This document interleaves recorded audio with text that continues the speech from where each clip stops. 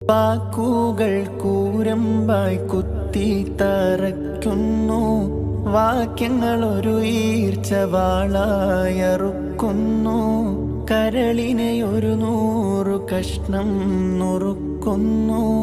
കത്തുപിടിച്ച N കൈകൾ വിറയ്ക്കുന്നു, ഞെട്ടിപ്പോയി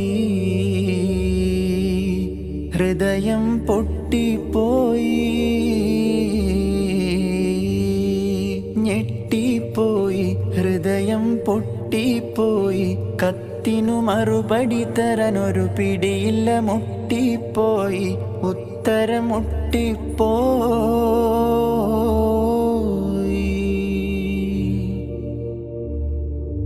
അബുദാബിലുള്ള